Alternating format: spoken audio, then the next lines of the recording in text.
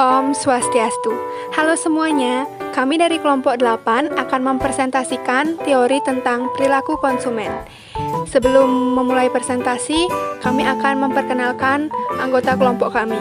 Yang pertama ada rekan saya yang bernama Nikadek Mia Cahyani dengan NIM 2102022719 dan yang lagi satunya ada saya sendiri, yaitu Nimade Ayu Sukmadewi dengan NIM 2102022731.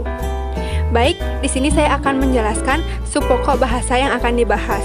Yang pertama ada pengertian dan asumsi, yang kedua ada teori kardinal dan ordinal, yang ketiga ada equilibrium konsumen, dan yang terakhir ada teori ordinal. Baik, yang pertama saya akan menjelaskan tentang pengertian dan asumsi teori perilaku konsumen. Definisi perilaku konsumen menurut Sigman dan Knuth. Perilaku konsumen menggambarkan cara individu mengambil keputusan untuk memanfaatkan sumber daya mereka yang tersedia seperti waktu, uang, dan usaha guna membeli barang-barang yang berhubungan dengan konsumsi. Dapat disimpulkan bahwa perilaku konsumen adalah semua kegiatan, tindakan, serta proses psikologi yang mendorong tindakan tersebut pada saat sebelum membeli, ketika membeli, menggunakan, menghabiskan produk, dan jasa setelah melakukan hal-hal di atas atau kegiatan mengevaluasi. Baik, yang kedua, di sini saya akan menjelaskan tentang teori kardinal. Pendekatan keputusan kardinal memberikan penilaian bersifat subjektif akan pemuasan kebutuhan dari suatu barang. Arti tinggi rendah suatu barang tergantung sudut pandang subjektif yang memberikan penilaian tersebut, yang biasanya berbeda penilaiannya dengan orang lain. Pendekatan ini akan banyak didasari oleh suatu hukum dari tokoh terkenal Gosen, yaitu hukum Gosen 1 dan hukum Gosen 2. Beberapa istilah harus dipahami sebelum melangkah lebih jauh dalam memahami teori keputusan. Istilah-istilah tersebut terdapat 3. Yang pertama yaitu utility, yang kedua ada total utility, yang ketiga ada marginal utility atau MU. Teori kardinal dibagi menjadi 2 bagian, yaitu teori dan nilai guna. Dan yang kedua ada teori nilai guna total dan marginal. Yang pertama ada teori dan nilai guna. Nilai guna merujuk pada kepuasan seseorang dari konsumen barang-barang atau menikmati jasa. Yang kedua ada teori nilai guna total dan marginal. Nilai guna marginal adalah pertambahan atau pengurangan kepuasan sebagai akibat dan pertambahan penggunaan satu unit barang tertentu. Di sana kalian bisa memperhatikan ada beberapa contoh dari teori nilai guna total dan teori nilai marginal. Baik, materi selanjutnya akan dijelaskan oleh teman saya, yaitu Nikadek Mia Cahyani. Waktu dan tempat dipersilakan. Baik, di sini saya akan melanjutkan pemaparan mengenai teori perilaku konsumen, yaitu subpokok bahasan yang ketiga dan keempat. Yang ketiga yaitu equilibrium konsumen. Nah, kata equilibrium sebenarnya diadopsi dari bahasa Latin, yaitu equilibrium yang berawalan equi yang berkontonasi equi, dan libra yang bermakna seimbang atau balance, stabil, tidak bergerak, dan atau tidak berubah. Dalam bahasa Indonesia, equilibrium biasanya diterjemahkan sebagai keseimbangan, dan dalam bahasa Arab dikenal dengan tauzun. Adapun konsumen adalah pihak yang memakai barang-barang dan jasa-jasa konsumsi. Perilaku konsumen dapat dibagi menjadi 3 tahapan. Yang pertama ada preferensi konsumen. Ini adalah suatu langkah awal yang menjelaskan alasan bagaimana seseorang memilih suatu barang tertentu daripada jenis barang yang lain. Yang kedua ada garis anggaran. Di sini konsumen akan mempertimbangkan faktor harga dan akan memutuskan sesuai dengan pendapatan yang dimilikinya.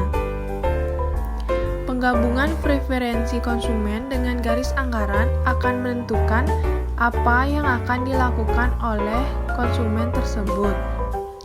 Yang C. Pilihan-pilihan konsumen.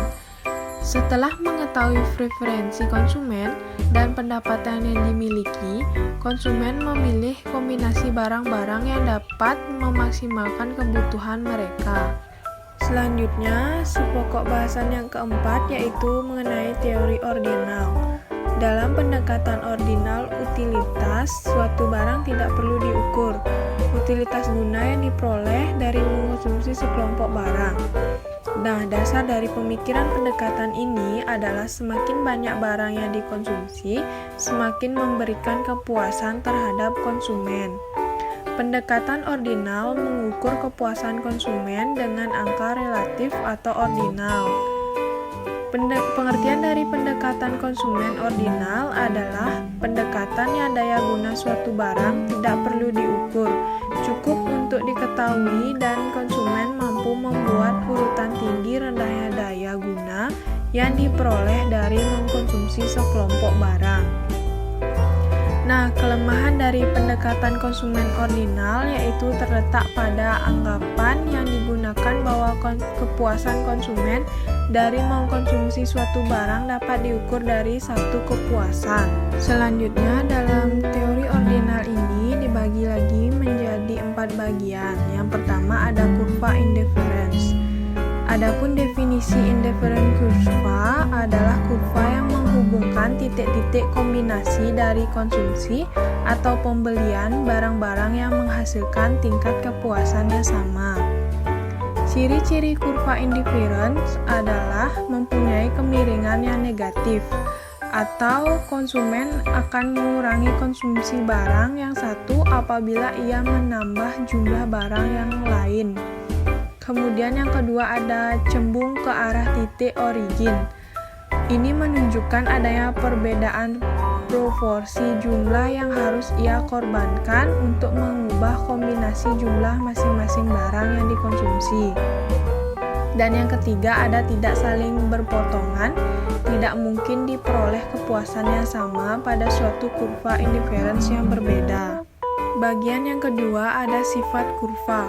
Kurva indifference yang lebih tinggi lebih disukai daripada yang lebih rendah, karena setiap konsumen biasanya lebih suka jika dapat mengkonsumsi barang dalam jumlah lebih banyak, dan kurva indifference yang lebih tinggi melambangkan ketersediaan barang lebih banyak daripada kurva di bawahnya.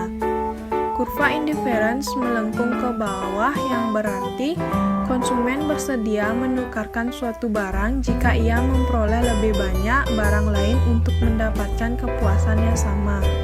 Dan jika jumlah suatu barang berkurang, maka jumlah barang lain harus meningkat. Selanjutnya, yang ketiga adalah garis kendala anggaran atau yang disebut dengan budget line. Adalah kurva yang menggambarkan kombinasi konsumsi dua jenis barang yang membutuhkan anggaran atau biaya yang sama besar. Bisa dilihat contoh kurva budget line di samping, di mana garis anggaran ditunjukkan oleh garis berwarna biru. Sepanjang garis anggaran tersebut menunjukkan biaya yang sama, sehingga konsumen dapat memilih kombinasi dua macam barang yang dikonsumsi. Pilihan kombinasi tersebut oleh konsumen akan memberikan biaya yang sama besar. Nah, sehingga garis anggaran dapat diformulasikan dengan BL sama dengan PX dikali QX plus PY dikali QY, di mana BL itu adalah budget line dan P harga barang, Q kuantitas barang yang dikonsumsi. Dan yang terakhir, yang keempat ada equilibrium konsumen. Nah, dengan menggunakan kedua kurva, yaitu kurva indifference dan budget line, maka dapat ditunjukkan di mana konsumen akan mencapai kepuasan yang maksimum. Kepuasan maksimum apabila garis anggaran pengeluaran disinggung oleh kurva kepuasan yang paling tinggi. Nah, persinggungan antara budget line dan indifferent kurva ini menggambarkan kombinasi barang yang diinginkan konsumen, yang menunjukkan konsumen akan mencapai kepuasan yang maksimum. Keadaan ini dikenal dengan sebutan garis keseimbangan konsumen. Dengan demikian, sekelompok barang yang memberikan tingkat kepuasan tertinggi harus mempunyai dua syarat, yaitu keadaan terjadi pada saat kurva indiferen tertinggi bersinggungan dengan garis anggaran dan keadaan akan terjadi pada titik singgung antara kurva indiferen tertinggi dengan garis anggaran.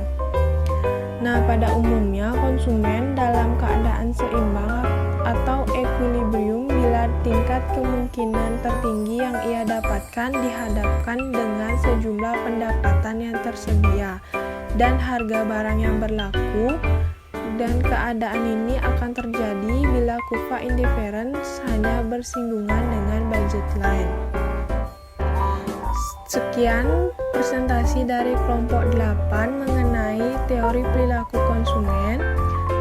Saya mewakili kelompok 8 mengucapkan terima kasih dan mohon maaf jika ada kesalahan pengucapan. Sekian presentasi dari kami tutup dengan Parama Santi. Om Santi Santi Santi Om.